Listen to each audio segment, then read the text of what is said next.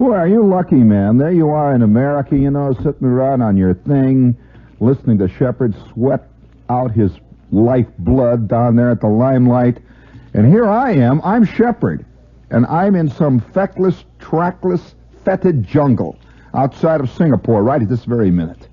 And I hope you're enjoying the recorded show tonight. It was taped from one of our earlier broadcasts from the Limelight down in the village. And we are going to be on back again live from the Limelight May 8th it's going to be Saturday, May 8th, okay? And we'll be seeing you then. But in the meantime, I hope you're enjoying this fantastic recorded epic of a previous fiasco which we did down at the Limelight in the village. So let's get back to the action, okay, gang?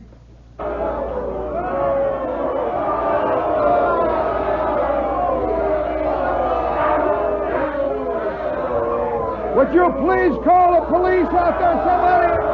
It's out of control here at the Limelight. Ladies and gentlemen, they're completely out of hand here at the Limelight. Would someone please call the riot squad? Help!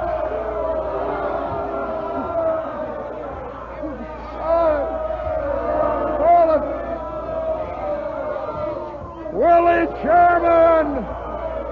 Will the chairman please clear the aisles? All right, now, that was a terrible display. Now, I am very sorry about this. Aren't you ashamed of yourself? Ladies and gentlemen, I can only say that the decline and fall of Rome had nothing on Greenwich Village tonight. I am looking down on a scene of carnage and debauchery.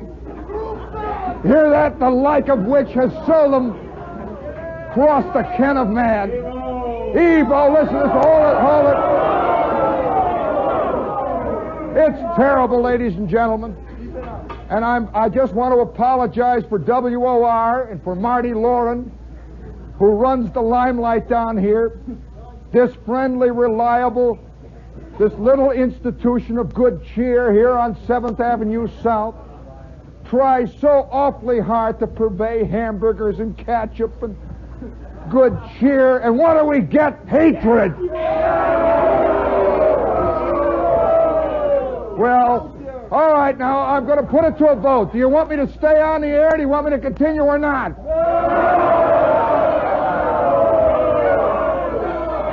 Well, hold it. Well, I can see, ladies and gentlemen, that I have been outvoted. I'm about to go off the air here now. It's gotten completely out of hand.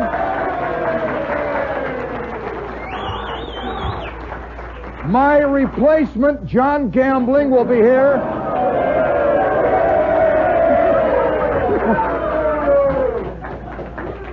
He and Martha Dean are going to do a tap dance. And I would only like to say, before I leave, I am profoundly disappointed. I am hurt and I am crushed. And I would like to know if there's at least one listener out there. They're the honest ones. You rotten hamburger eaters sitting down there smugly. You got the price of admission. What about those poor, honest, simple souls that are spinning out their lives out there, measuring out their lives with coffee spoons? Those poor, honest, simple souls out there in Jersey and in Staten Island who every night hope that the truth is going to come through, and all they get is Lester Smith in the news. Think of those poor people out there. I want to hear from at least one of them who says, "Stay on, Shep. Call us here at the Limelight." What's the number? What? OR52212. Let's see if there's one listener who'll stand behind me. Just one. And then I'll go back in the corner behind. There! Hooray!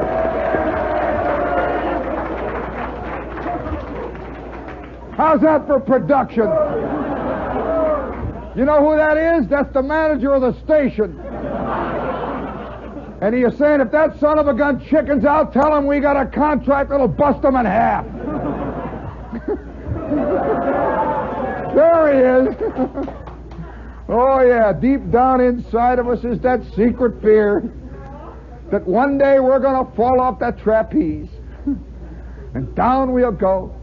All right, do you want me to continue?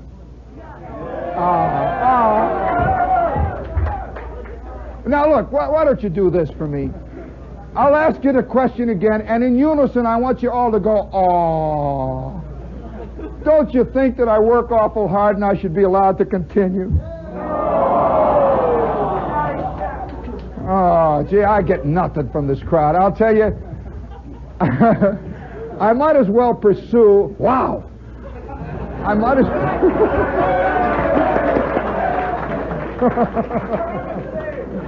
Oh, man, this place is swinging tonight. It's real. Well, I might as well tell you that the vote during the news was that we continue the pursuit of that kernel of guilt and fear that lies within each one of us. Are you still game, gang? Yeah. Hey, okay, well, look, it takes many forms. Now, I only speak for the male of the species, since that is my problem. I am that. You cannot speak for mankind. You can only speak because I believe that the male and the female are as completely removed in their life and their viewpoint of the world as Saturn and Venus. Two different... Yes, right, I know it. There are a lot of... immediately the phone's going to start ringing and say, "What do you got against women?" Somehow women think they can understand men, but men can't understand women. It's one of the curious myths of our world. But I'll tell you this about a male thing. I wonder how many of you men ever had this experience. When you were a kid, I think it all goes back to those days. Almost every male that I ever knew had the cave digging urge. How many of you ever dug a cave? How many men? Oh, I know you did it, but with your boyfriend. How many men in this crowd actually dug a cave when they were a kid? Yeah, it's a strange thing. Now, if you're an urban kid, you can't do it. I agree. And so a lot of people who lived in the city are going to say, "What do you mean? What's this nut talking about?" You give 7 boys 2 acres of empty ground, and they will first start a ball diamond, which will fizzle out. Then they will play a little stick ball. And then suddenly somebody will start to dig a hole in the ground. And before long, they're digging a cave. It's a wild experience. It's a great experience. And I remember one time, the biggest cave that we ever were involved in, just keep it off the hook.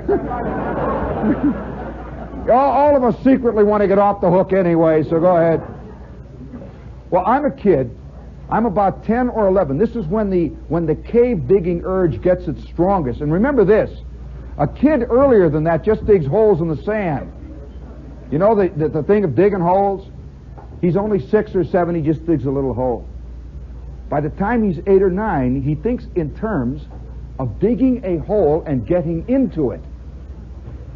Now, there's a lot of secret things involved in that. I think it goes back to the primal world that we all came from. We are burrowing animals.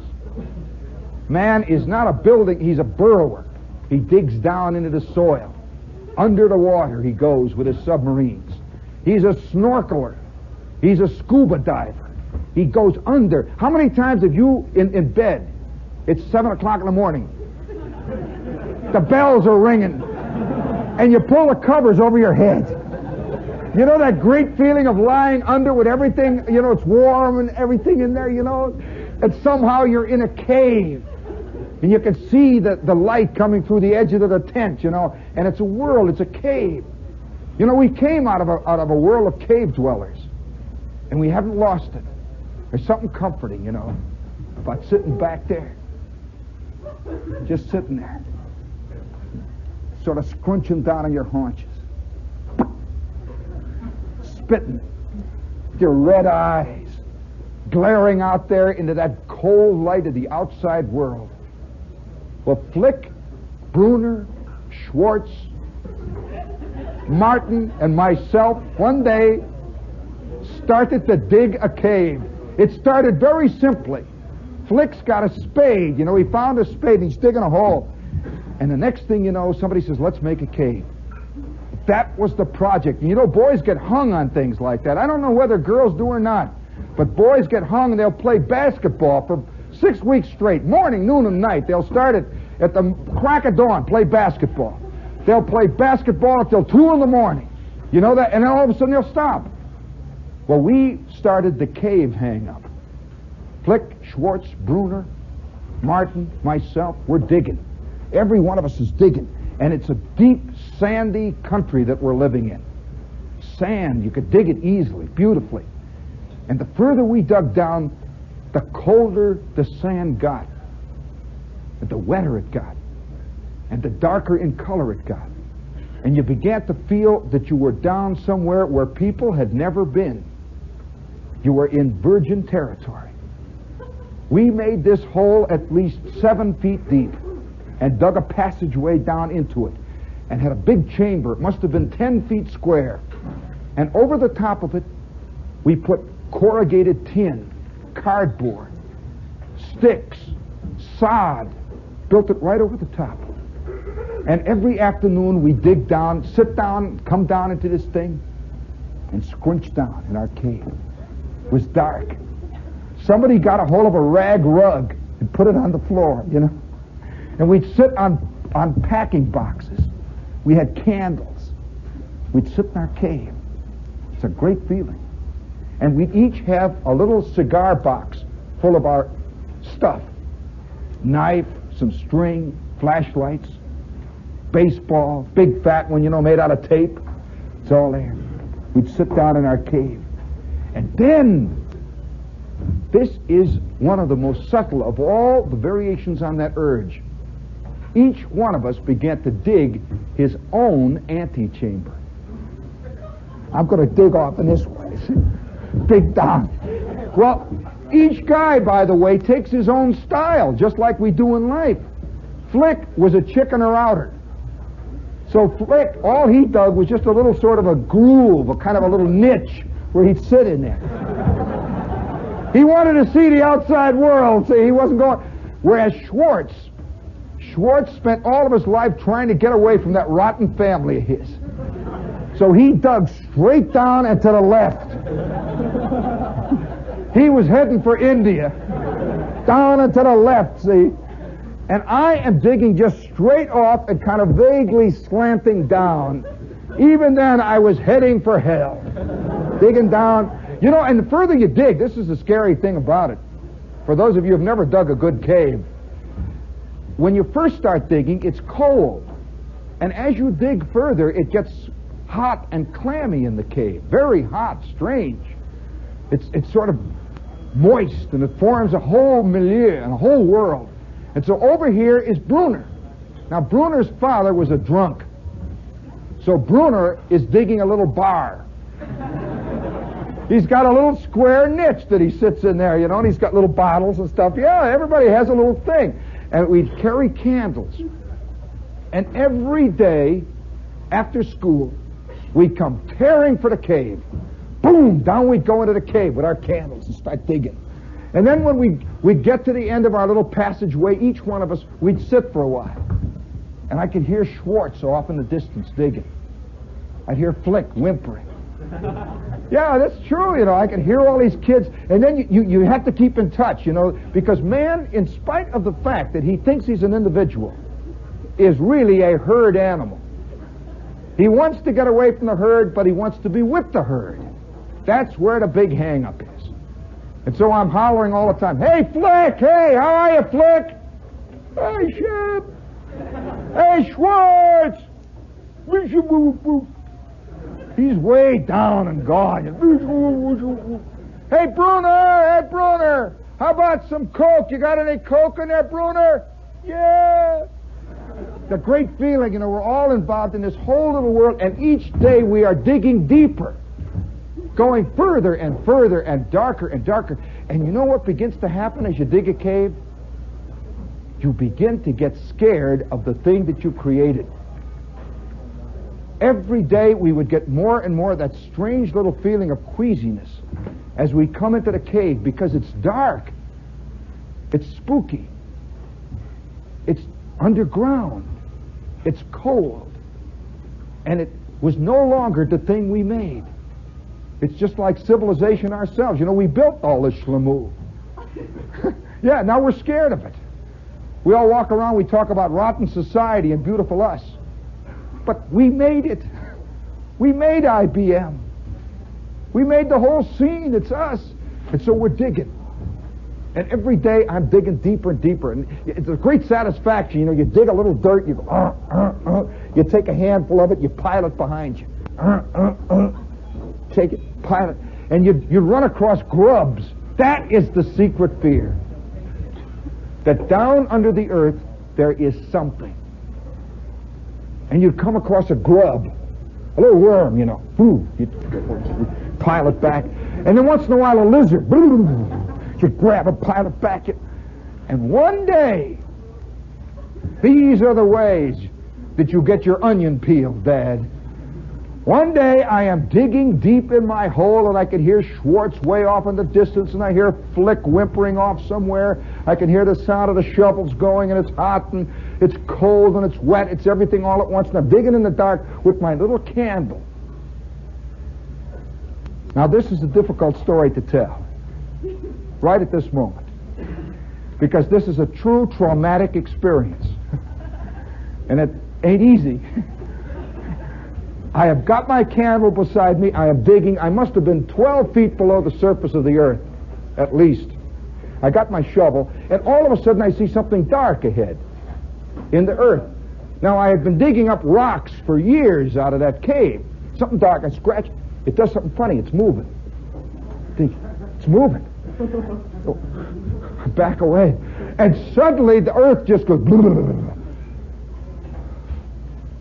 There in front of me is a ball of snakes. Writhing snakes. They must have been that big ball of snakes.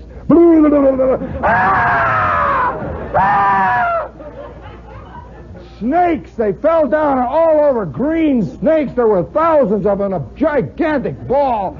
I turned around and whoa, out I go.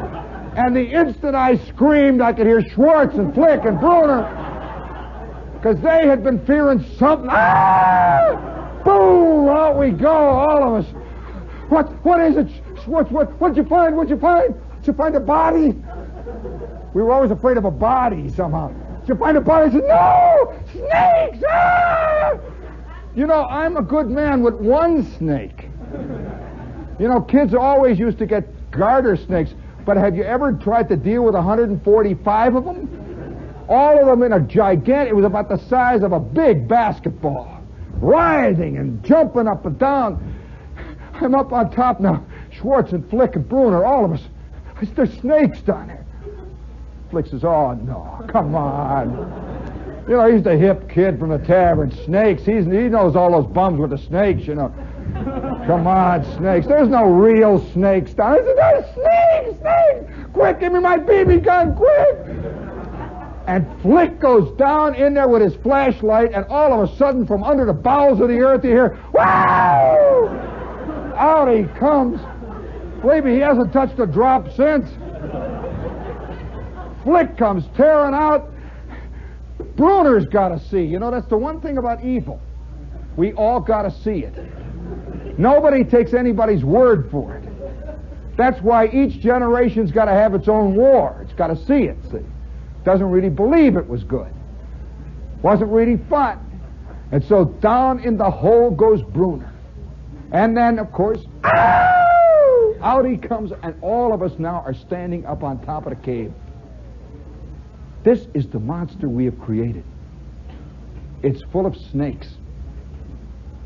And Flick says, let's burn it up. Well, do you know what we did that night? We burnt our cave. It was covered with cardboard and wood, and we lit it. We burnt it up, and it fell in. We stood there and watched it burn. And the other kids came around, you know, because this was our cave. The other kids came around and says, wow, your cave is burnt. But, yeah. Well, it wasn't much of a cave. A rotten cave. We'll build another cave. The Bruner says, yeah, we sure will, yeah. Well, I had a strange experience it's been about 2 years ago. For the first time since I was a kid, I went back to that area. I wanted to see the neighborhood. You know how you go back to the old neighborhood once in a while? And I went back to the old neighborhood, and there were those vacant lots laying out there, back out of the steel mills. And believe it or not, right in the middle of this vacant lot there is a depression. Just a slight, gentle depression. It is what is left of our cave. And if I told any of the natives around here, we made a cave there one time, they wouldn't believe it. But I'm waiting for the day when an archaeologist is digging. And he finds 5 little cigar boxes down in this place, He's finding 5 little cigar boxes and a shovel. He finds these strange objects, which we will know are flashlights. He will find a tape baseball. It's this big, And he will find the countless skeletons of snakes. And I can see him writing a treatise. A race of snake worshippers was discovered in northern Indiana. A unique discovery. They seem to have a small wooden box fetish, possibly grave ceremonial sacrificial gifts. I wonder how many things that we have in our great knowledge, of archaeology of the world's past are based on things like that. Can you imagine the first pharaoh that built a pyramid? He just says, wouldn't it be fun if we put a lot of rocks up like that? Put a lot of rocks up there, And the next thing you know, the whole crowd is piling rocks. And a whole philosophy, a whole shlemoo of existence is developed. Well, I must say, I feel that deep down inside of us are all these basic things. We're diggers, we're swimmers, we're carnivores. Yeah, and somewhere back in the past we must have been even airborne, because we're still doing all these things in one way or another. We don't stop. Right now at this minute there are guys that are 40 feet under the water somewhere in Bermuda, scuba divers. They're swimming along with the fish, with the dolphins. Somewhere there's a guy whistling over the ground in his Mercury. What strange lizard-like propulsion system is he creating there? Well, I remember, again, these moments of terrible fear. The snake. How many of you are afraid of snakes? You aren't, huh? I would like you to discover a ball of snakes that weighed 400 pounds, 12 feet under the earth at the age of 10. You would develop some kind of fear of them. Speaking of snakes, what radio station is this? Come on! Come on!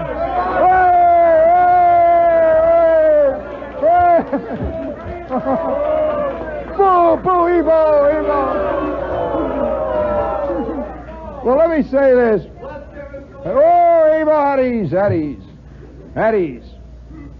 Now, since I am surrounded by a group of people that are eating, drinking, a group of freeloaders sitting around trying to stretch their $2 check through 5 hours, as I watch these people, I realize that there are other basic fears. Not only is there the fear of the snake, the fear of the under earth. How many of you have strange fears, secret fears, we all do, of food? One of the earliest things that early man had to fear was poisoned food. He was always running into it, didn't know what it was. And so a man would eat a bad clam. Old Charlie and Og had been sitting next to this antediluvian lake for 1,000 years. They've been eating clams. And all of a sudden, Charlie sits there, cracks a clam. Ooh, go. Ooh, quah! Ah! Ah! He was the first Alka-Seltzer man. Well, now what happened then immediately? There began to grow up a myth that food has a secret and very sinister underground magic. Food is magic, you know. Have you noticed that almost all rituals of religious nature involve food? People go to wakes, they have food. People go to weddings, they have food.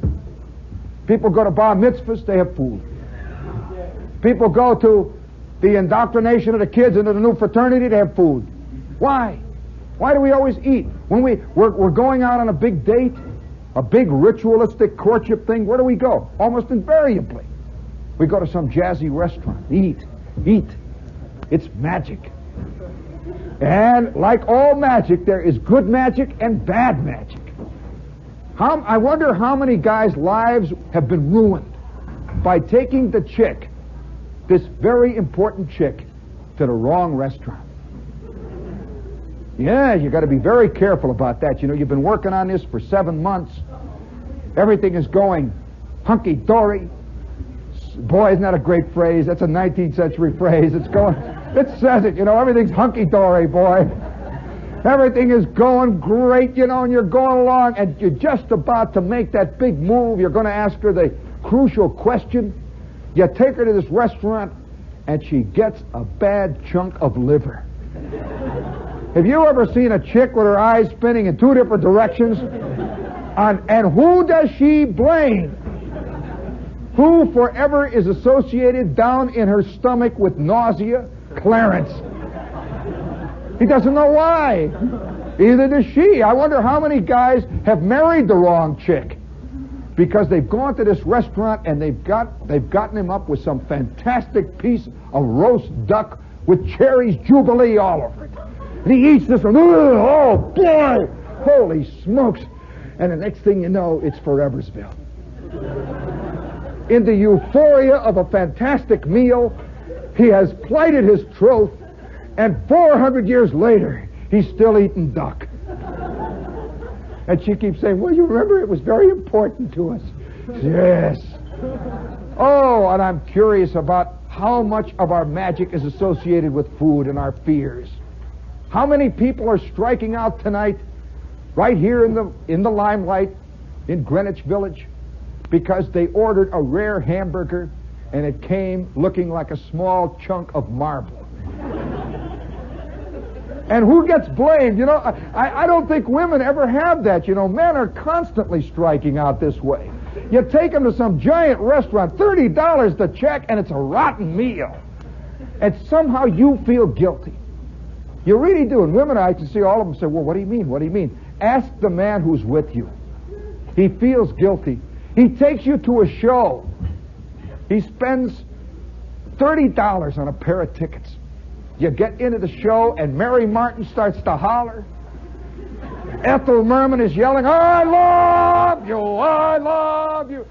And the chick, you can see the chick, she's sort of going, and you say, aren't we having a good time, Clara? And the house is half empty. You hear people coughing all around you. And you say, oh. And then you figure, well, I'm going to make a comeback. Wait till we get to the 4 whoopies.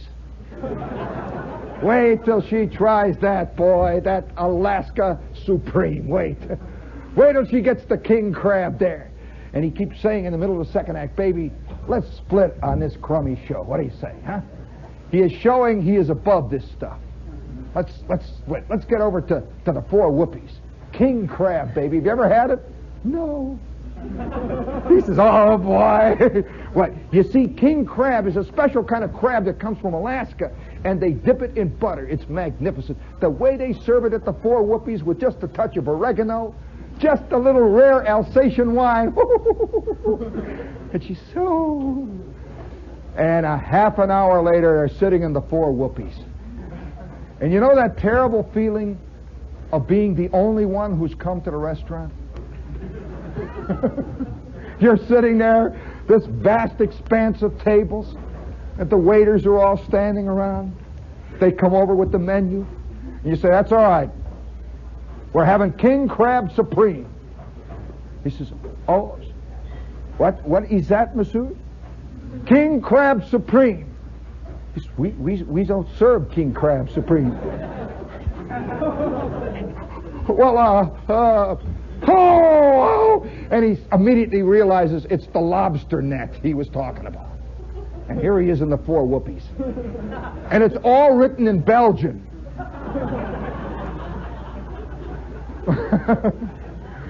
And what's worse, the chick knows the language. She says, I'll order. Oh, the restaurant defeat is a terrible thing for a man. And I suspect that some of our basic fears are connected with food. And only once in my life has it ever come to pass where I really had the thing happen to me that we all fear deep down in our guts. I mean, just like Charlie sitting there. After that, Charlie thought twice about clams. And he's ever since that time he's been, you know. I am driving along a highway and I'm with a girl. And this is an important girl. I've got my Ford all shined up. I'm 17 years old. The sun is shining. It is springtime. Life is beautiful. Life is one giant cake of Fleischmann's yeast. And it's curing my pimples. Oh, there's a pimple man. It's fantastic. I am sailing along 1,000 miles above the surface of the earth, and we are out in the country, you know, with the top down, my little Ford convertible. You know that great feeling? That's an American feeling, by the way. It's part of the affluent society. We don't recognize this. But very few young men in the world know the feeling of going out on a Saturday afternoon with a girl in their own Ford convertible with the top down, with the sun shining, with some dough in the pocket, and with the horizons going on and on and on. This is America, really. And so I'm driving. Oh, gee, the radio's going, you know, the stuff is coming out, I'm feeling great. And Dorothy's sitting next to me. She looks like she's made out of Dresden china. You know those little lamps they make with the 18th century costumes? There is Dorothy sitting next to me. We're driving. And we came to that mecca of all American drivers, the drive-in. Now, you don't have drive-ins here in the East like they have out in the Midwest because they really drive out there. The drive-in is like the Taj Mahal. It is the palace. It's the Empire State Building. It is everything. And people drive for miles on a Saturday afternoon just to go to the drive-in to have a black cow. You know what is in a black cow? This is root beer with chocolate ice cream in it. It's great. That's a black cow. Yeah, they order foot-long hot dogs with flags sticking out of them. They really do. They have flags, little Bolivian flags all over. You sit there and eat these things. You drink root beer, and these chicks go back and forth. You know, the car hops. This is a Midwestern institution. They have car hops dressed in togas, dressed in football suits. And I am sitting there with Dorothy. Now, wait a minute. Wait till you hear what happens. Oh, boy. I hope all of you have eaten. You all okay? Well, it's hot. And so we drive, we sit. I toot the horn, you know, boop! And this chick comes up. What'll it be? I look at the sun up there. That arching blue sky. I said, what do you have, Dorothy? And she says, I'll have, do you have a bottle of whoopee? This, by the way, is a popular drink. I cannot use their name, and when you hear the story, you'll know why. She says, can I have a bottle of whoopee?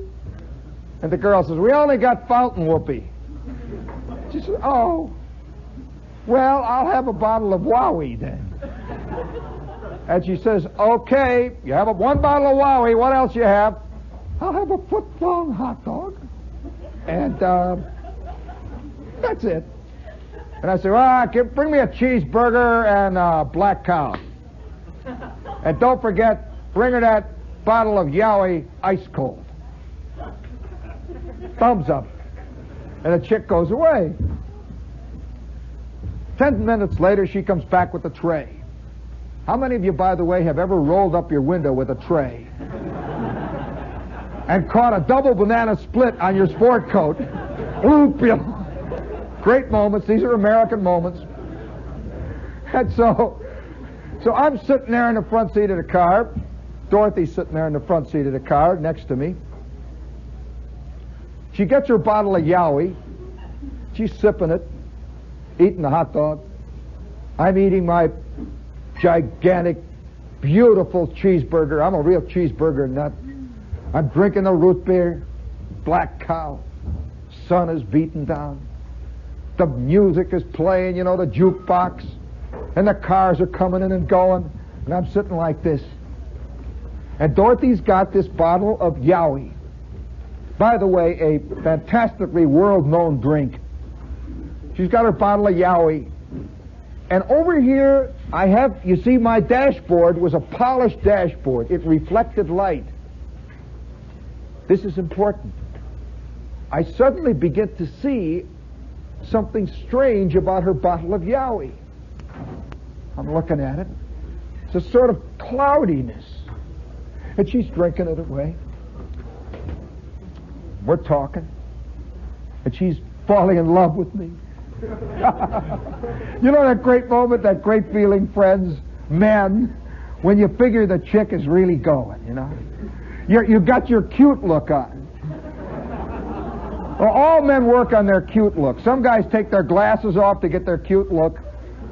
Other guys put their glasses on to get their cute look. You know, and it's this kind of look around the eyes, sort of like this, you know? It's a kind of cute look, you know, and I could see it's working.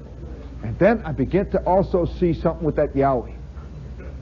And she has drunk possibly a half of it. It's right down, you know, the bottle. She's going like this. And I say, Dorothy, can I have a sip of your yowiee? She says, yes, of course. I take the bottle of yowiee.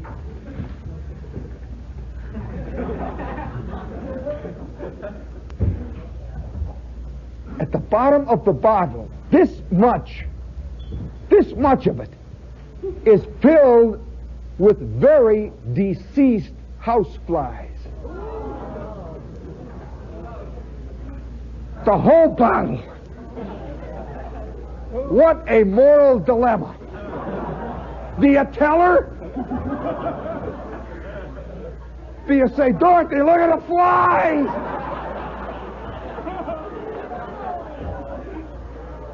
Or do you say, Dorothy, let me finish your yowiee?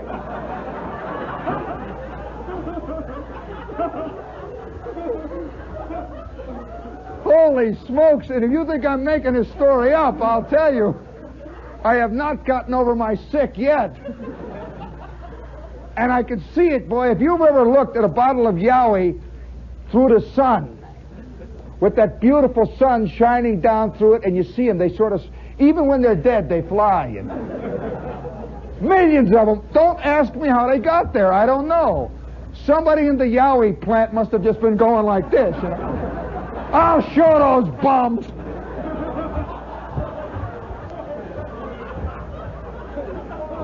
Old Bullet ain't going to push me around. Boy, wait till they get this one. Well, guess who scored big with it? Boy, oh boy, I'm telling you, I sat there for it was like a full 5 minutes, you know, your life hangs in the balance. And I could feel my cheeseburger. My cheeseburger was growing feet. And it just instantly, you know, you cannot control your body. You know that, don't you? They say in moments of great stress in the Army, fantastic things happen to the human body. Unbelievable things. And there I was, and all of a sudden, without any warning, I just go, boo! All over my car, my new gray flannel slacks. Boo! And it's shuddering. I was having what we call euphemistically in Indiana the shuddering heaves. which means that even your feet are involved, you know. And Dorothy says, "What's the matter?" "What do you say? Look, baby." I said, "Oh, nothing. It must be something I ate." Boy, and there was stuff all over the floor I hadn't eaten for months. There was turkey from Thanksgiving. And this is July, by the way. Well, I sat there with that bottle. I didn't know what to do. It's going all over. Boom! More goes out on the side of the car, and I say, "Dorothy, hey, Dorothy, do you mind if I clean the side of the car off?" Shh. I washed the side of my car off with what was left of the yowiee. How about that for never stopping, boy? Let's hear it.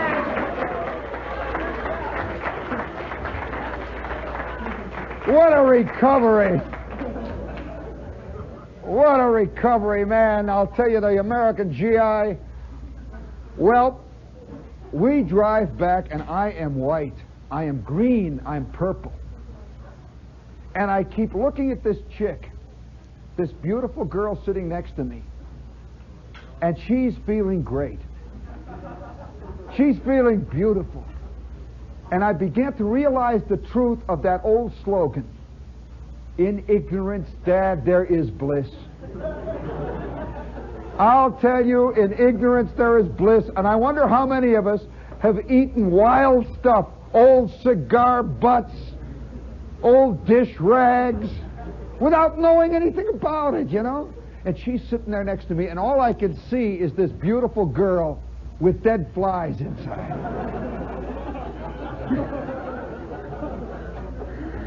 Dead flies, you know. She suddenly looked like a spider with these two beady eyes, you know. Well, I'm telling you, I drove home. Oh, it was an awful time. I tell you, I drove home, and we got back to her house, and she says, "Well, are we going to go out to play tennis?" Tennis? With a girl with a housefly, you know, the whole bit. Boy, I'll tell you, talk about sick chicks. And I said, no, I'm sorry. I'm just not feeling well. And so I go home. I come up to the house, and my mother is sitting on the front porch. And you know how mothers are? The one thing, you know, that's a funny thing. I always hear it said about Jewish mothers. I don't believe that this is a Jewish mother thing. I think all mothers are hung on eating. My mother certainly was a nut about eating. And there I am, I'm white. I come up to the house. I'm thinking of the flies. Oh, I'm thinking of all the bottles of yowiee I have drunk in my past. You know, I'm beginning to see my feet look like spider feet, you know. Terrible scene. And I get up, my mother immediately says, "We've got red cabbage tonight." Red cabbage was considered my favorite dish. I have not outgrown it with my mother yet. Well, you know, I'll tell you, it's a strange thing. To this very day, whenever I get a bottle of anything, I hold it up. I really do. It's an ancient thing that I have with me. I just hold it up like that. It's just instinctive. And every time I do, I feel sick. Ooh. Down it goes, you know. I'm hoping one day, again, as I go up like that, I see a pair of beady eyes looking out. Well, I think that this problem with food, this secret thing, goes back so far into our past that hardly any of us can ever possibly know when. How many of you in this crowd were in the Army? Well, let me tell you a story about food in the Army. You know the traditional bit about food in the Army is that the food is bad? Forget it. I say most guys ate better in the Army than they ever ate in their lives. Absolutely. And it's sort of traditional, you know, to gripe about it. And here they're griping, they got the stuff piled up, they're eating. But one time, in the middle of my Army tenure, we hit on a period where we had absolutely nothing to eat but K-rations. You know what a K-ration is like? It looks like a big box of, well, the box really is about the size of the big family box of Cracker Jack. It's covered with brown, thick wax paper. And you open this thing up, and it's got little flat cookies in it. It's got a can of corned beef hash, usually. It's got a stick of gum. It's got a little thing of cigarettes. And it's got a little package. Now, this is the secret thing. In the package is one of three things. It's a little silver envelope. You know, this would make, by the way, a great sequence for one of the army shows on television. There's a little tinfoil envelope containing either one, chocolate, which you mix with hot water in your helmet, you know, drink it, or in your canteen cup, you drink it. Insoluble coffee, and I mean insoluble coffee. You break it in, you know, you chew it when you drink it. And you also get one other thing. You get an envelope with a strange yellow powder, which is known in the Army as battery acid, also known as the yellow peril, also known as the green death. This stuff was purportedly lemonade.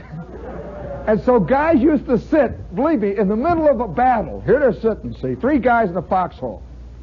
Now they got their K-rations. It's not marked on the outside which one they're getting. The shells are going over, the mortars are landing, the planes are whistling past, the three of them are busting out their K-rations. And without a word, they start throwing $50 into the ring. The guy that gets the chocolate wins the pot. They're betting on that. The guy that gets the battery acid is a horse's you-know-what. That was the phrase in the Army. And whenever an outfit would decamp from bivouac, the ground would be covered with these envelopes, untouched, of battery acid. Now, you got the scene? Okay, you got it. Guys used to try everything. Sometimes they'd save the envelopes. They'd get about 50 of them, see. They'd get chocolate, they'd get cocoa, they'd get coffee, they'd get battery acid. Then they'd try mixing them. All three. Boom, you know. Ah! You know, well, I remember one guy, I'll tell you, I remember one guy in the middle of a wild scene. He says, watch. He mixes it, and the shells are going. He goes, ah! Mr. Hyde. What a bit. Well, we got, you know, everybody during a period when you're eating cardboard begins to develop strange, very elusive hungers, because food is associated with our body. It's mystical. You never know what you're going to want. I'll bet there isn't one guy in this crowd, one woman in this crowd, who, if I put you on, let's say, pablum for 1 month, solid, I'll bet you could not tell me what food you would develop an insane taste for. You just couldn't. And you think it's your favorite dish. It wouldn't be. It is not lobster. She's the lobster type, I can tell. Very expensive girl. No, it is not your favorite. It's some nutty thing. You develop a taste like, say, for raisin bread. Yeah, some nutty thing. You don't want, we never eat raisin bread. All of a sudden, you keep thinking of raisin bread. All the time you walk around, you see raisin bread. And you keep saying, well, I don't like raisin bread. I have seen guys go on raisin bread binges from one end of town to the next. Everyone thinks the first thing a guy does when he hits town is look for a girl. I've known guys that look for raisin bread. Why? I don't know. You just got a thing. Well, here we are, 7 weeks without anything to eat except K-rations and hot water. And all the fantasies began to form. And without any warning, the entire company developed one insane thing. The one thing they wanted more than anything else. And believe me, back home I never wanted this much. I didn't dig it much. Eggs. An egg. This is the thing we all get. You know, you get eggs 2 for 30 cents. You know, nothing. Eggs are nothing. But eggs. And you could see them scrambled, fried, every possible way. Eggs. Get the eggs. Why? I don't know why eggs. And then 6 weeks later, the sergeant came up over the hill, and he says, they're bringing up supplies. We're having fresh food. Get out your mess kits. The field kitchen's going to be here in 15 minutes. We got 17 cases of eggs. I mean, eggs with shells. Real eggs. And everybody, boom, like mad. We're all standing in line, and these cooks, I never saw a sight in my life like it. The cooks got the field kitchen out. They've got the fires that go under the Primus stoves. They've got those flat frying pans, and they are busting eggs. Boom, boom, boom. Chuk, chuk, chuk, chuk, chuk, chuk. Boom, boom, boom, boom. Chuk, chuk, chuk. You ought to see the way the Army busts eggs. Boy, it's great. Chuk, chuk, chuk. They boom, boom, boom, chuk, chuk, chuk, chuk, chuk. Boom. And you could see them frying. And the guys the whole company K is lined up there, watching. And they're frying them. Some guys are scrambling them. Other guys are throwing them into boil. Eggs, cases of them. And with that, the first cook hollers, okay, line up, let's go. Boom, like that. Well, have you ever gotten all egged up?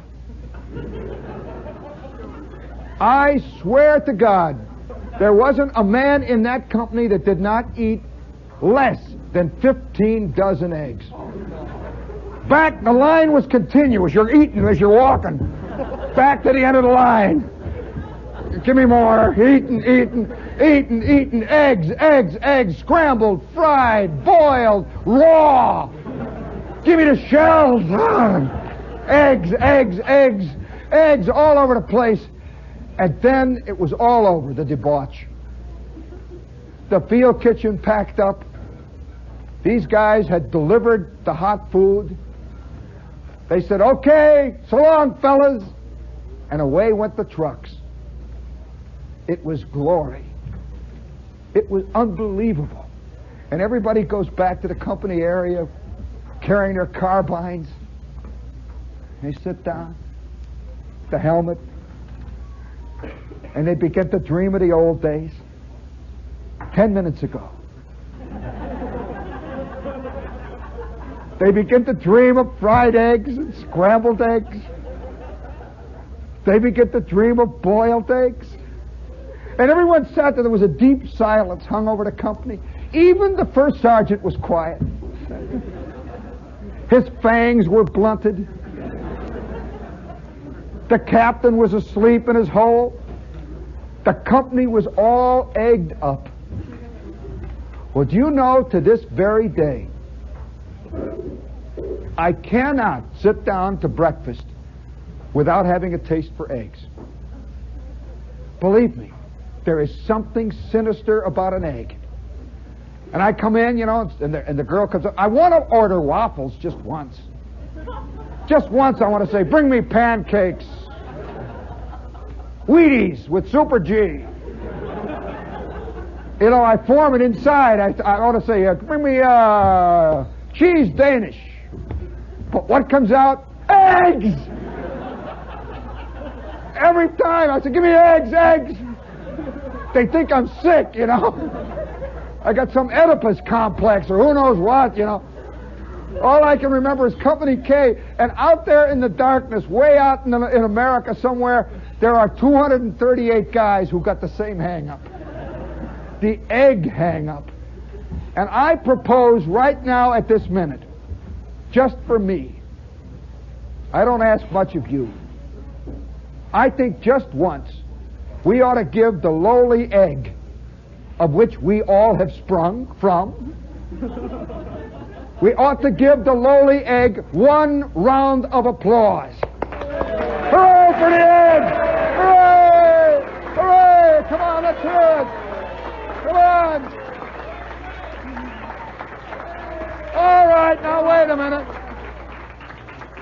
minute. Where would we all be if it weren't for the egg? That's right, nowhere. How many of you for that reason hate the egg?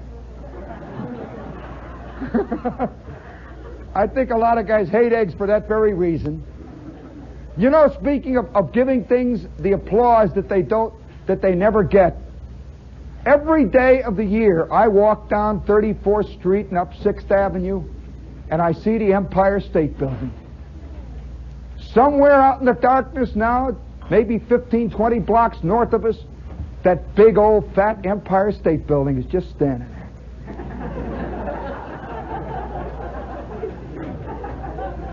Looking down on all of us. And I think it's one of the most beautiful buildings I've ever seen. It's an ugly, beautiful building. Do you have that feeling? Let's give the Empire State Building a hand. Yay! Hooray, Empire State Building! E-M-P-I-R-E! E-M-P-I-R-E! E-M-P-I-R-E! Empire State! All right, friends. We have come to you from the limelight in Greenwich Village, in the heart of friendly old Empire State, New York City. And what is the slogan of New York?